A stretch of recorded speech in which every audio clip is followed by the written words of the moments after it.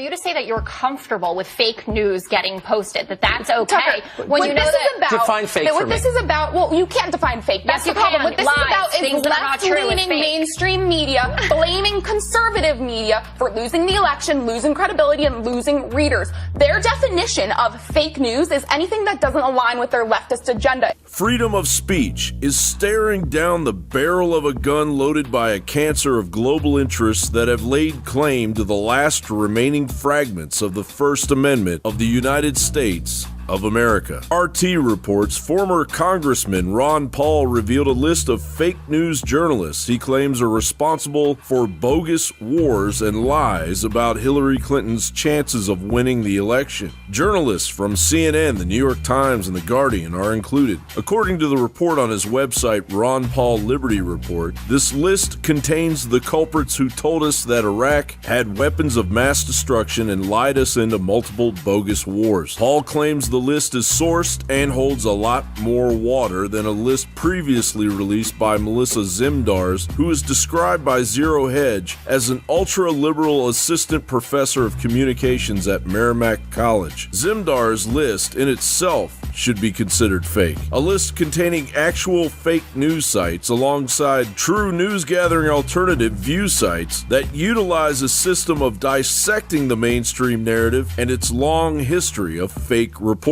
Fake reporting is nothing new. Just ask Brian Williams. After a ground fire incident in the desert during the Iraq War invasion, I made a mistake in recalling the events of 12 years ago. It did not take long to hear from some brave men and women in the air crews who were also in that desert. I want to apologize. I said I was traveling in an aircraft that was hit by RPG fire. I was instead in a following aircraft. With the loss of the globalist foothold and the quiet death of the Smith-Munn Act in 2013, propaganda is being waged on all fronts. George Orwell said, "Threats to freedom of speech, writing, and action, though often trivial in isolation, are cumulative in their effect and, unless checked, lead to a general disrespect for the rights of the citizen."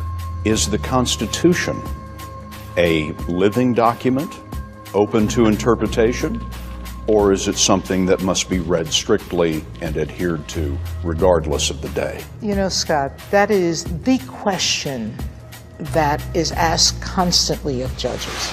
And so to talk about strict interpretation or living constitution, those are not words I use. And they're not words that I think have much meaning. The very concept of objective truth is fading out of the world. Lies will pass into history. George Orwell.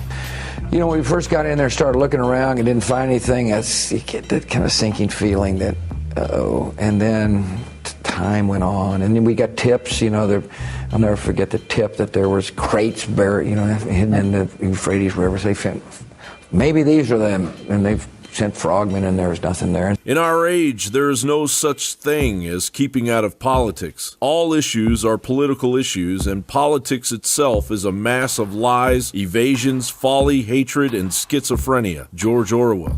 You have to represent all of the people, and the people have to believe that. You have to have the rule of law that applies to everyone, not just to some of the people. For those of you who are concerned about my using personal email, I understand, and I am sure they will reach the same conclusion they did when they looked at my emails for the last year. There is no case here. All the war propaganda, all the screaming and lies and hatred comes invariably from people who are not fighting. George Orwell. You're helping us to destroy ISIL, and we will destroy them.